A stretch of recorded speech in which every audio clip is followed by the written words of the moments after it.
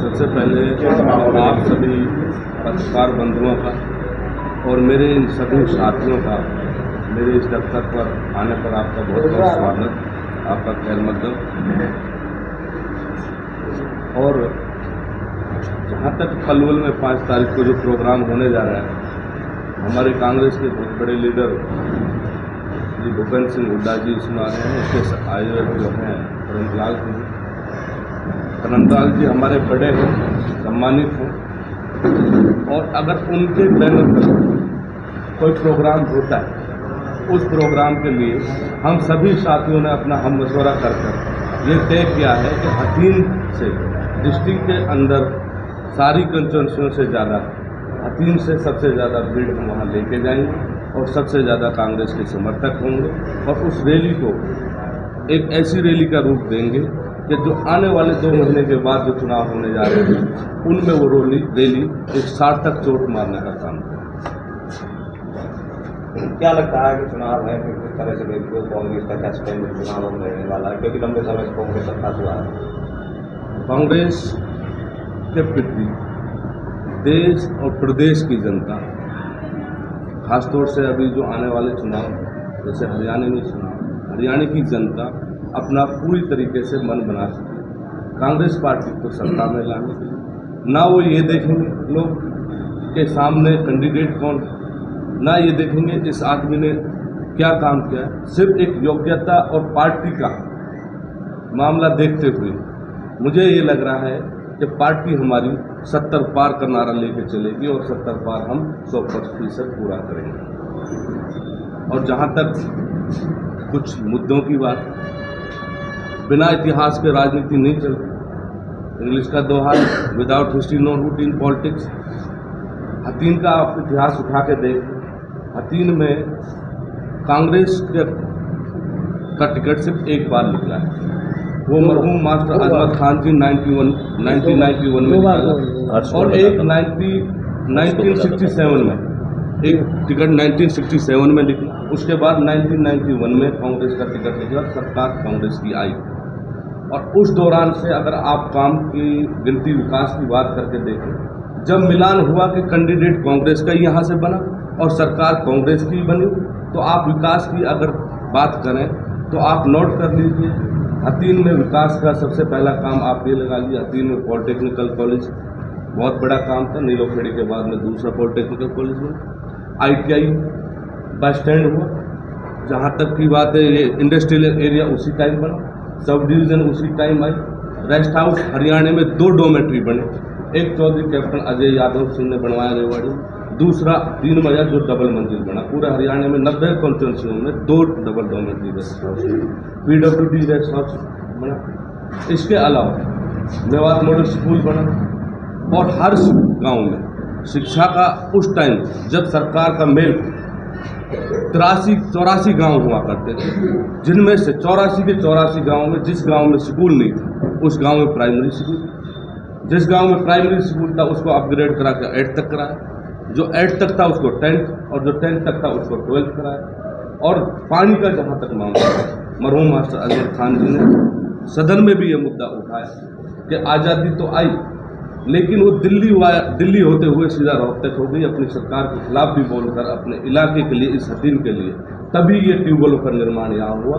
हर गांव में ट्यूबवेल लगाए गए, उन पे चौकीदार कम ऑपरेटर लगाए गए, और सब हर गांव में पानी। लेकिन उसके बाद सत्ता का मिलान ना होना या कांग्रेस पार्टी का कोई ऐसा कैंडिडेट नहीं आ पाना कि जो यहाँ से जीत निकल पाए, या कहीं ना कहीं हमारी कांग्रेस पार्टी की कोई कार्यप्रणाली में कहीं ना कहीं कोई कमी रह गई कि टिकट वितरण सही ना दे पाए। कई बार ऐसे हालात भी हो जाते हैं कि उसकी वजह से यहाँ पार्टी सत्ता में नहीं आई, तो वहाँ पे आज़ादों का सहारा भी लेना पड़ा। जब हालात पार्टी के ऐसे होते हैं तो सहारा भी लेना पड़ता। तो फिर भी उसके बावजूद भी हमारी यहाँ सत्ता जब हरियाणा में जब कांग्रेस की आई तो हथीन में काम होने का काम हुआ।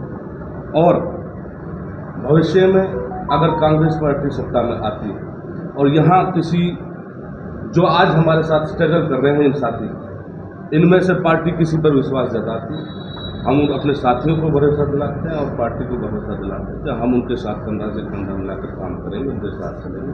अगर उन साथियों को साथ टिकट दिया जाए।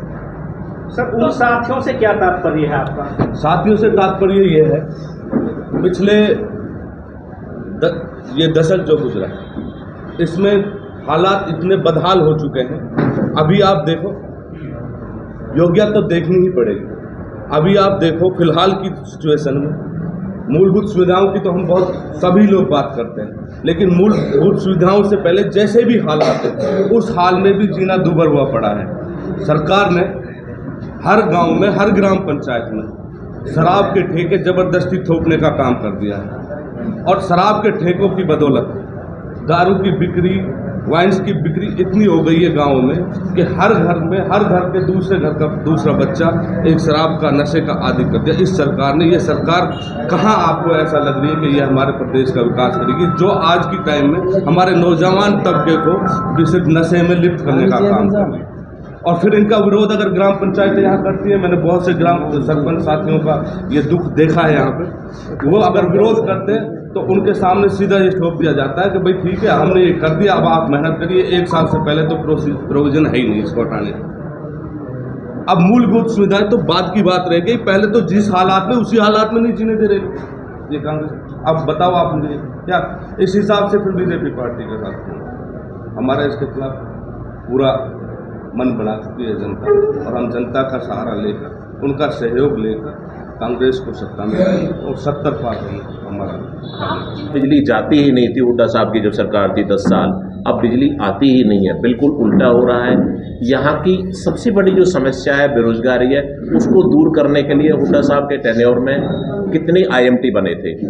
लगभग 9 IMT बने थे जो पूर्ण रूप से विकसित हुए, जिनमें हमारा IMT सोहना भी एक था और IMT मानेसर भी उन्हीं के टेन्योर का है। तो ये मांग है हमारी, अब रोजगार तब मिलेगा जब यहाँ भी IMT का गठन हो, और IMT के लिए जमीन भी लगभग हम सब ने चिन्हित कर रखी है, और जैसे ही कांग्रेस की सरकार आएगी तो हतीन के पास ही IMT डेवलप होगा, वहाँ उद्योग आएंगे और लोगों को रोजगार के लिए गुड़गांव, फरीदाबाद, दिल्ली नहीं जाना पड़ेगा। ऐसे ही सरकार की जो भर्तियां बंद हैं, चाहे वो भर्तियां भ्रष्टाचार के कारण बंद है, पेपर लीक आप देख रहे हो, हर कितने भी सरकारी नौकरियों के हों पेपर लीक हो रहे हैं। कुछ लीक नहीं हो रहे हैं तो बाहर से पर्चियां आ जाती हैं, सब बाहर के आउट ऑफ हरियाणा भर्ती हो रहे हैं, उन सब पर रोक लगेगी। और हमारा ध्येय ये है कि हरियाणा के जो बेरोजगार युवा हैं, सरकार बनते के साथ ही कांग्रेस पहले उनको रोजगार, जो खाली पोस्ट पड़ी हैं उन पर सबको समायोजित किया जाएगा उनकी योग्यता के अनुसार, और बिल्कुल फेयर सिलेक्शन होगा। सर, हतीन विधानसभा को देखा जाए तो आज भी यहाँ मूलभूत सुविधाओं से लोग वंचित हैं, उनको लेके क्या रणनीति अपनाई कांग्रेस की सरकार में आती है? हतीन विधानसभा एक ऐसी हमारी विधानसभा है जहां हमारा पूरी 36 बिरादरी और दोनों कौमों का एक मत होके बिल्कुल मिलजुल के रहते हैं। यहाँ का पिछड़ेपन का ये कारण है कि यहाँ जितने भी विधायक अब तक बने हैं, उन्होंने, मैं देख रहा हूँ, या तो शिक्षा का अभाव था उनमें, या उन्होंने अपना भला किया है, जनता का भला बिल्कुल नहीं किया। तो अब की बार हमारी दरखास्त है हाईकमान को भी कि यहाँ ऐसे चेहरे को, हम यहाँ लगभग 8 प्रत्याशी बैठे हैं, किसी ऐसे चेहरे को, सब हम सक्षम हैं, सब शिक्षित हैं, मौका दें ताकि यहाँ हतीन विधानसभा का असली विकास हो सके। डॉक्टर साहब, आपने भूतपूर्व विधायकों का आरोप लगाया कि उनकी वजह से क्षेत्र डेवलप नहीं होता है। आपकी पार्टी से गए, आपके समर्थक भी रहे हैं, तो वो तो नहीं कर पाए। हमारी पार्टी के जो रहे थे, हमारी पार्टी के नहीं थे, निर्दलीय चुनाव जीते थे, उन्होंने बाहर से समर्थन दिया था, तो जितना उनसे बन पाया था। देखो ऐसा था, तब सरकार मिलीजुली सरकार थी, 10 निर्दलियों के सहारे सरकार थी। जो कर पाए थे उन्होंने रोजगार भी यहाँ दिया है, कुछ काम भी जरूर किए हैं, पर वो मैंने पहले ही कहा, शिक्षित होना जरूरी है राजनीति में। जहाँ शिक्षा का अभाव रहता है वहीं क्षेत्र का विकास नहीं हो पाता है। डॉक्टर साहब, ये सवाल है, आप यहाँ पे जो बैठे हैं, कुछ आदमी, कुछ नेता आपके साथ और भी हैं, उनको छोड़ करके किसी अन्य को हतीन की टिकट मिल जाती है, तब ये टीम क्या करेगी? देखो ऐसा होता है, हमारा अभी एक दिन पहले ही प्रभारी जी का प्रोग्राम था, हमने सबने ये कहा था कि इस बार की टिकट चेहरा देख के ना दी जाए, इस बार की टिकट पूरे समीकरण देखे जाए, पहले कौन जिताऊ कैंडिडेट है उसका सर्वे कराया जाए, सर्वे के बेस पे दिया जाए और योग्यता के बेस पे भी दिया जाए। कि योग्य भी है कुछ करने के लिए? क्या उसको पता भी है कि विधायक के कर्तव्य क्या होते हैं? विधायक की खाली अर्निंग नहीं होती, उसको कर्तव्य भी पता होने चाहिए, मेरे क्या कर्तव्य है, मेरी जनता के प्रति क्या जवाबदेही है। सर, हाल ही में नूह के अंदर एक जनसभा के दौरान पूर्व मुख्यमंत्री भूपेंद्र सिंह हुड्डा ने लाखों लोगों के सामने कहा था कि जो हतीम की सीट है वो माइनॉरिटी की है, इसको आपको जिता के भेजना है। यदि माइनॉरिटी में टिकट जाता है तो आपका अगला कदम क्या होगा? देखो, ऐसा ये तो मैंने कहा, जो सर्वे में जिसका नाम आएगा बिल्कुल कांग्रेस उसको टिकट देगी। आप माइनॉरिटी की जैसी बात है, यहाँ से आप पिछला चुनाव, जितने भी चुनाव हुए आप देख लो, कांग्रेस के टिकट पर कितने लोग जीत पाए हैं, क्यों नहीं जीत पाए हैं, किस कम्युनिटी से जीते हैं, वो सारे समीकरण है। यहाँ कोई माइनॉरिटी का ऐसा नहीं, माइनॉरिटी को टिकट मिली है तो माइनॉरिटी के साथ भी जनता रही है, और दूसरी उसको मिली है तो उनके साथ भी जनता रही है। कांग्रेस प्रभारी ने हाल ही में रूपड़ा का उठावड़ में अल्पसंख्यक चौपाल नाम से एक कार्यक्रम किया था। यदि सीट को अल्पसंख्यक से हटाकर किसी दूसरे एनडीए को टिकट काटते यहाँ से बनाया जाता है, क्या अल्पसंख्यक लोगों के साथ न्याय होगा? खाली अल्पसंख्यक को जिताना यदि योग्य ना हो तो कोई फायदा नहीं है। दोनों कौम जो यहाँ मिलकर इलेक्शन लड़ती हैं, शिक्षित को जिताएं। यहाँ कौम की लड़ाई नहीं है आपस की, यहाँ हम सब मिलके रहते हैं। यहाँ शिक्षा का अभाव है, शिक्षा के नाम पर छलावा है। स्कूल बंद कर दिए गए 8 साल में, कोई यूनिवर्सिटी नहीं बनाई गई हमारे यहाँ पर। किसी भी क्षेत्र के विकास के लिए शिक्षा का उत्थान जरूरी है। जब बच्चे शिक्षित होंगे तो उन्हें रोजगार के लिए अब भटकना नहीं पड़ेगा, वो अपने आप क्वालिफाई करेंगे। तो सबसे पहला उद्देश्य है शिक्षा। दूसरा है मेडिकल। चिकित्सा के नाम पर क्या है, चिकित्सा के नाम पे आज भी पिछड़े हुए हैं। हथीन विधानसभा के अंतर्गत बीजेपी सरकार ने एक घोषणा की थी लगभग 8 साल पहले कि यहाँ मेडिकल कॉलेज बनाएंगे। वो कहाँ है मेडिकल कॉलेज? वो कागजों में ही बन के, मुझे लगता है या तो बन गया, चालू भी कागजों में ही हो गया। हमने तो कहीं मेडिकल कॉलेज देखा नहीं था। हमने जब उन्होंने ये घोषणा की थी तब भी ये मांग रखी थी कि यदि ये मेडिकल कॉलेज बनता है तो हथीन के आसपास बनाया जाए, और उस कॉलेज का नाम, जैसे हमारा नूह में शहीद हसन खां मेवाती के नाम पर कॉलेज है, तो यहाँ भी हमारे एक शहीद हुए हैं दादा कान्हा, उसके नाम पर होना चाहिए। पर वो दादा कान्हा के नाम पर तो तब होगा जब कॉलेज ही नहीं है। तो हमारे ये भी एक मांग है, हुड्डा साहब से बात भी हुई है कि वो कॉलेज, मेडिकल कॉलेज हथीन के आसपास ही बनाया जाए, जो उन्होंने वादा भी किया है कि जरूर बनेगा हमारी सरकार। विधायक फिर भी कहते हैं कि उन्होंने सबसे ज्यादा विकास कार्य अपने क्षेत्र के, इससे पहले कोई विधायक इतना पैसा नहीं लाता है विकास के लिए। देखो, ऐसा है, विधायक प्रवीण डागर जो कह रहे हैं वो अपनी सोच से कह रहे हैं, सभी को कहने का हक है। आप किसी भी विधायक को जो पहले रहे उनसे ये पूछो कि आपने क्या विकास कार्य किए, कोई मना थोड़ी करेगा मैंने नहीं किए, सब यही कहेंगे मैंने किए। पर वो तो जनता देखे ना, या विकास कार्य क्या हुए हैं। बेसिक सुविधाओं की कमी है यहाँ पर। आप मंडकौला के हॉस्पिटल को देख लीजिए, कब का टूटा पड़ा है। अपने गांव है विधायक का, वो तो कितने साल से टूटा पड़ा है। यहाँ का हथीन का रेस्ट हाउस की क्या हालत है, कब से टूटा हुआ पड़ा है। ये बेसिक सुविधाएं हैं। जो मेडिकल सुविधाएं और शिक्षा सुविधाएं नहीं दे सके। मंडकौला में कॉलेज बना दिया गया, उसमें शिक्षक है ही नहीं, क्या पढ़ेंगे। स्टेडियम बना हुआ बिल्कुल, कहाँ बनाया गया स्टेडियम का, क्या उद्देश्य है स्टेडियम का। पहले शिक्षा और चिकित्सा दो, लोगों को रोजगार दो। मेरा नाम परवीन सिंह है, मैं हथीन विधानसभा से कांग्रेस पार्टी की तैयारी कर रहा हूँ, और उम्मीद तो दुनिया कायम है, मैं भी उम्मीद रखता हूँ पार्टी में के लिए। यहाँ की जहाँ तक समस्याओं के बारे में अभी सचिव पूछे, यहाँ की सबसे बड़ी समस्या है नहर में पानी नहीं है। नहर आधी खुदवा दी गई है, उसके बाद नहर खुदवाई नहीं गई। शायद वो कागजों में होगी, अगर पार्टी ने आदेश दिया, टिकट दिया और सभी जनता का साथ मिला तो आगे विधायक खबर निकालेंगे कहाँ कागजों में दबा पड़ा है।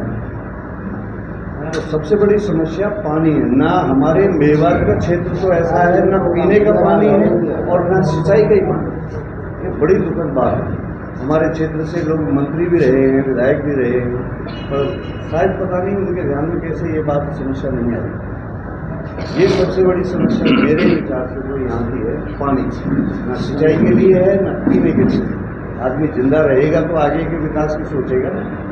सर, आप हथीन विधानसभा से किस आधार पर टिकट की दावेदारी जता रहे हैं? समाज सेवा के आधार पर भाई, लोगों से जुड़ा हुआ हूँ मैं और ज़मीन पर चल रहा हूँ। मैंने देखी है, हमारे मेवात के गांव हों चाहे हमारे दूसरे गांवों, गंदगी के अंबार लगे हुए गांवों में, पता नहीं वहाँ सफाई कर्मचारी नहीं है या जितने चाहिए उतने नहीं हैं।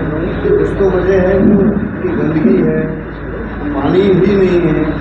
एक तरफ जमीन में इतना पानी है हमारे एरिया में कि वहाँ फसल नहीं हो रही, यानी धान भी सड़ गया है, और दूसरी तरफ जमीन सूखी पड़ी है। तो ऐसा है हमारे क्षेत्र की जमीन।